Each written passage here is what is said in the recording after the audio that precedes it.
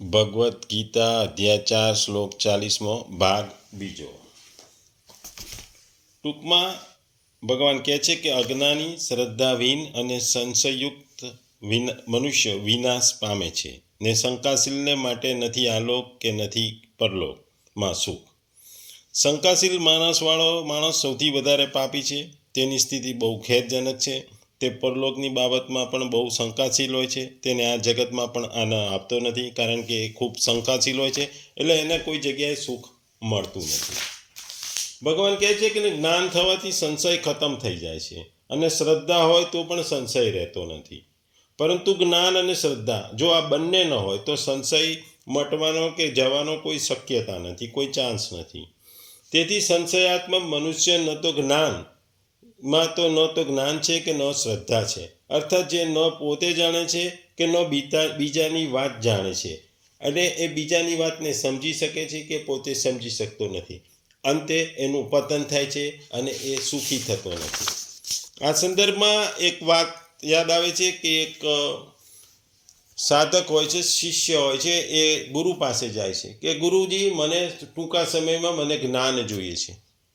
ગુરુજી એને આશ્રમમાં બોલાવે છે, એને 2 મહિના આશ્રમમાં રાખી એને જ્ઞાન આપે છે, ગીતાનું જ્ઞાન આપે છે। 2-3 મહિના એને ગીતાનું જ્ઞાન આપીને પછી કે જા, તને આખી દુનિયાનું જ્ઞાન મળી ગયું, તું જા। શિષ્ય ઘરે જાય છે। પછી થોડા વખતમાં એમ થાય છે કે 2-3 મહિનામાં તો હું શું જ્ઞાન મેળવ્યું છે? મારે કોઈ આ મતલબ નહીં, મને ગુરુજીએ શું શીખવાડ્યું હશે? આટલા બધા સનાતન ધર્મમાં આટલા બધા પુસ્તકો છે, આટલું બધું છે, આમ છે તેમ છે। પાછું એ ગુરુ પાસે જઈએ, ગુરુજીને કહેશે કે ગુરુજી, મારે વધુ જ્ઞાનની જરૂર છે, મને લાંબા સમય માટે જ્ઞાન આપો। એટલે ગુરુજી એને રાખે છે શિષ્યને, અને ત્યાં વેદો ને ઉપનિષદો ને બધાનું જ્ઞાન આપે છે। આ જ્ઞાન મેળવતા 4-5 વર્ષ નીકળી જાય છે। પછી સાધક શિષ્યને વિચાર આવે છે કે મને ગુરુજીએ 5 વર્ષમાં જે જ્ઞાન આપ્યું એ જ જ્ઞાન મને 3 મહિનામાં ગુરુજીએ આપી દીધું હતું, પણ મને મારા ગુરુ પરની શ્રદ્ધા નથી, એટલે હું ફરી ગયો અને વધુ જ્ઞાન લેવા માટે ગયો, પણ અલ્ટિમેટલી મેં 5 વર્ષમાં જે શીખ્યો એ 3 મહિનામાં હું શીખ્યો હતો। ટૂંકમાં જે શાસ્ત્રોમાં, બધા શાસ્ત્રો પુસ્તકોમાં જે કીધું છે, ગીતામાં 700 શ્લોકોમાં કહી દીધું છે। એટલે આ વસ્તુ શ્રદ્ધાની છે કે તમને ગુરુ પર શ્રદ્ધા ના હોય તો તમે કશું જ્ઞાન પ્રાપ્ત નહીં, અને શંકા થાય કે મને 3 મહિનામાં ગુરુએ શું શીખવાડ્યું। એટલે શંકાશીલ માણસને કોઈ સ્થાન જ નથી, સુખી નથી થતો। કારણ કે ભગવાન કહે છે કે જે પુરુષનો વિવેક અત્યારે જાગૃત નથી થયો, અને જેટલો વિવેક જાગૃત થયો છે તે મહત્વ નથી આપતો, વળી તે અશ્રદ્ધાળુ છે એવા સંશયયુક્ત પુરુષનું પારમાર્થિક માર્ગથી પતન થઈ જાય છે। કારણ કે સંશયયુક્ત પુરુષની પોતાની બુદ્ધિ તો પ્રાકૃતિક અશિક્ષિત છે અને બીજાની વાતનો એ આદર કરતો નથી। પછી એવા પુરુષના સંશયો કેવી રીતે નષ્ટ થાય? સંશય નષ્ટ થયા વિના ઉન્નતિ પણ થાય નહીં। અલગ અલગ વાતોને સાંભળવાથી આ ઠીક છે કે તે ઠીક છે, આ રીતે સંદેહયુક્ત પુરુષના નામ સંશયાત્મા છે। પારમાર્થિક માર્ગ પર ચાલવાવાળા સાધકમાં સંશય પેદા થવો એ સ્વાભાવિક છે, કારણ કે તે કોઈ પણ વિષય વાંચશે, કંઈ સમજશે અને કંઈ નહીં સમજે। જે વિષયમાં કંઈ નથી સમજતા વિષયમાં સંશય પેદા થાય છે, જે વિષય પૂરો સમજી તે વિષયમાં સંશય રહેતો નથી। આથી સંશય સદા અધૂરા જ્ઞાનમાં જ પેદા થાય છે, આને અજ્ઞાન કહેવાય છે। એટલા માટે સંશયનું ઉત્પન્ન થવું એ હાનિકારક નથી, બલકે સંશયને ચાલુ રાખવો અને તેને દૂર કરવાનો કોઈ પ્રયાસ ન કરવો એ મોટામાં મોટી હાનિ છે। સંશયને દૂર કરવા માટેના પ્રયત્નો, ચેષ્ટા ન કરવી એ સંશય જ સિદ્ધાંત બની જાય છે। કારણ કે સંશય દૂર ન થતાં મનુષ્ય વિચારે છે કે પારમાર્થિક માર્ગમાં સર્વ કંઈ આડંબર છે એવું વિચારી તેને છોડી દે છે અને નાસ્તિક બની જાય છે। પરિણામ સ્વરૂપ તેનું પતન થઈ જાય છે। એટલા માટે પોતાના અંતરમાં સંશય રહેતો હોય તો સાધકે એ ખટકવું જોઈએ નહીં। સંશયનો ખટકો લાગે તો જિજ્ઞાસા જાગૃત થવી જોઈએ, જેથી પૂર્તિ થતાં સંશય વિનાશક જ્ઞાનની પ્રાપ્તિ થાય છે। સાધકનું મુખ્ય લક્ષણ શું હોય છે કે ખોજ કરે। જો તે મન અને ઇન્દ્રિયો વડે જોયેલી વાતને સત્ય માની લે તો ત્યાં જ અટકી જાય છે, આગળ વધી ના શકે। સાધકે નિરંતર આગળ વધતા રહેવું જોઈએ, ચાલતા રહેવું જોઈએ અને નવું ને નવું જ્ઞાન લેતા રહેવું જોઈએ. જો એ જ્ઞાન લેતો રહેશે તો કોઈ દિવસ સંશય નહીં રહે. સંશય ના રહે એટલે એ સુખી થાય. સુખી થાય એટલે ભગવાનને પામી શકે. ભગવાન અહીં આપણને કહે છે કે સંશયાત્મક મનુષ્યનું વર્ણન કરે છે કે જે અજ્ઞાની છે, અશ્રદ્ધાળુ છે, એ સંશયાત્મા મનુષ્ય છે. તાત્પર્ય છે કે અંતરમાં સંશય રહેવાથી તે મનુષ્ય ન તો પોતાની વિવેકવાળી બુદ્ધિ છે, ન તો બીજાની વાતને માને છે. એટલા માટે તે સંશયાત્મા મનુષ્યનું પતન થાય છે. તેને માટે ન આલોક છે કે પરલોક છે, ન સુખ છે.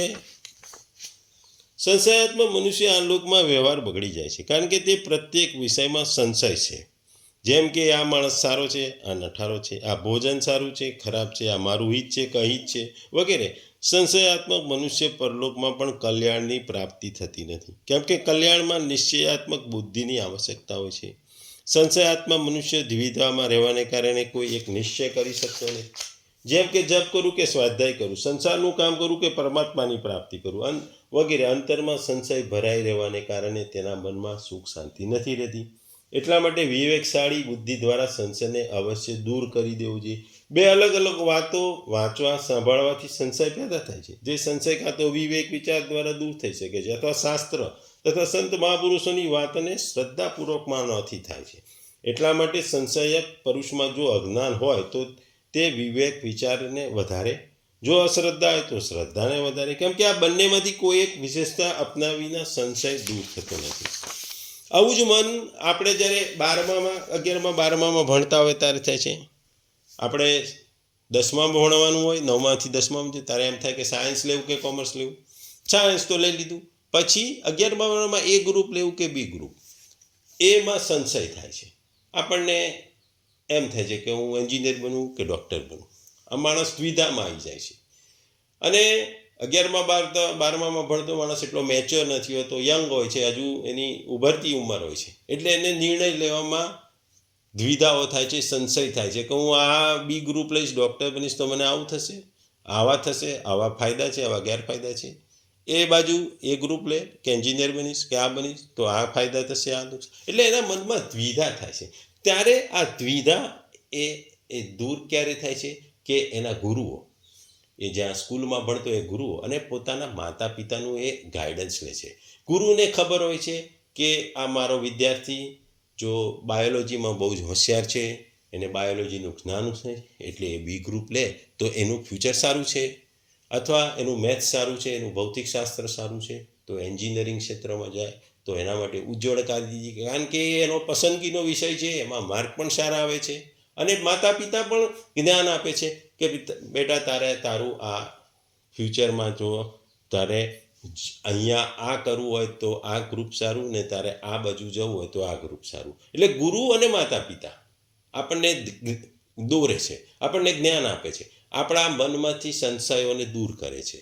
અને આપણને માતા પિતામાં અને ગુરુમાં શ્રદ્ધા હોય છે, એટલે આપણને એ લોકોના જ્ઞાનથી આપણે એ કે બી ગ્રુપને સિલેક્ટ કરીએ છીએ અને એમાં આપણે આગળ વધીએ છીએ. કારણ કે ગુરુ આપણી નાડ પાડતા હોય છે, માતા પિતા આપણી નાડ પાડતા હોય છે કે આને કયા વિષયમાં એ હોશિયાર છે, એ કયા વિષયમાં એ પારંગત છે. એટલે સંશય લાઈફમાં દરેક જગ્યાએ આવે છે ને એને દૂર કરવો જ પડે છે. જો સંશય તમે જ્યાં સુધી દૂર ના કરો ત્યાં સુધી તમારા મનમાં દ્વિધાઓ રહે છે, તમે ઊંઘી શકતા નથી, તમને અવનવા વિચારો આવે છે, એટલે તમે સુખને પામતા નથી. ટૂંકમાં ભગવાન કહે છે કે જીવાત્મા પરમાત્માનો અંશ છે. એટલા માટે જ્યારે તેનામાં પોતાના અંશી પરમાત્માને પ્રાપ્ત કરવાની ભૂખ ઉગડે છે, જાગૃત થાય છે, અને તેની પૂર્તિ ન થવાનું દુઃખ થાય છે, ત્યારે એ દુઃખને ભગવાન સહી નથી શકતા. આથી તેની પૂર્તિ ભગવાન પોતાની જાતે કરે છે. તેવી જ રીતે જ્યારે સાધકે પોતાના અંતરમાં રહેલા સંશયની વ્યાકુળતા કે દુઃખ થાય છે ત્યારે દુઃખ અસહ્ય થાય છે. સંશય દૂર કરવાને માટે ભગવાનને પ્રાર્થના નથી કરવી પડતી, પરંતુ જે સંશયને લીધે સાધક દુઃખ થઈ ગયું હોય તે સંશયને દૂર કરીને ભગવાન પોતાની જાતે તેનું દુઃખ દૂર કરી દે છે. સંશયાત્મા પુરુષ એક પોકાર થાય છે જે આપમેળે ભગવાન સુધી પહોંચે છે. સંશયને કારણે સાધકની વાસ્તવિક ઉન્નતિ રોકાઈ જાય છે. એટલા માટે સંશય દૂર કરવામાં જ એનું હિત છે. ભગવાન પ્રાણી માત્ર હૃદય છે, એટલા માટે સંશયને લીધે મનુષ્ય વ્યાકુળ થાય છે અને તે વ્યાકુળતાને લીધે અસહ્ય થઈ જાય છે. તો ભગવાન તે સંશયને કોઈ પણ રીતે દૂર કરી દે છે. ભૂલ એ થાય છે કે મનુષ્ય જેટલું જાણી લે છે તેને જ પૂરું સમજીને અભિમાન કરે છે કે હું બહુ જાણું છું. આ અભિમાન પણ બહુ પડતીનું મોટામાં મોટું કારણ છે. માટે ભગવાન કહે છે કે સાધકે દિવ્ય જ્ઞાન પ્રાપ્ત કરવું પડે, શાસ્ત્રોનું જ્ઞાન લેવું પડે અને જ્ઞાન આપનારા ઉપર શ્રદ્ધા રાખવી પડે. શ્રદ્ધાથી તમે ભલભલા ભવસાગર પાર કરી શકો છો, ભવસાગરને તરી જાઓ છો. ભવસાગર તમે પાર કરી શકો છો કોઈ પણ વગરના અડચણો વગર, કોઈ પણ પ્રકારના દુઃખ વગર. અને તમે સંશયાત્મક મગજથી, માઇન્ડથી દૂર થાવ છો. મનમાં સંશય નહીં રહેતા તમારું માઇન્ડ પ્રફુલ્લિત રહે છે અને એ પ્રફુલ્લિત માઇન્ડ તમને સુખ આપે છે. એટલે શ્રદ્ધા અને જ્ઞાન એ ખૂબ મહત્ત્વની વસ્તુ છે, જીવનમાં જ બહુ મહત્ત્વની મતલબ છે. કારણ કે અજ્ઞાનતા અને અવિશ્વાસ આપણને વિનાશ તરફ લઈ જાય છે, વિનાશ તરફ દોરી જાય છે. જ્ઞાન અને શ્રદ્ધા આપણને સારી વસ્તુઓ તરફ જાય છે, આપણને ભવસાગર પાર કરાવે છે. અંધકાર પછી જે સૂર્યનો પ્રકાશ આવે છે એ રીતે જ્ઞાન અને શ્રદ્ધા આપણને પ્રકાશ તરફ લઈ જાય છે અને મનુષ્યને જીવનમાં દિવ્ય જ્ઞાનની પ્રાપ્તિ છેવટે તમને મોક્ષ તરફ લઈ જાય છે, ભગવત પ્રાપ્તિ તરફ લઈ જાય છે. એટલે શ્રદ્ધા એ ખૂબ મહત્ત્વની વસ્તુ છે. શંકાશીલ મનુષ્ય કોઈ દિવસ સુખી નથી થતો અને એ હંમેશા દુઃખી રહે છે. શંકાનું નિવારણ જીવનમાં જરૂરી છે. શંકાના નિવારણ વગર તમારી જિંદગી ખૂબ જ નકામી છે, અધૂરી છે. અને શંકાશીલ મન તમને શાંતિથી ઊંઘવા નથી દેતું કે જીવવા નથી દેતું. શંકા દૂર કરવી એ ખૂબ જ મહત્ત્વની વસ્તુ છે.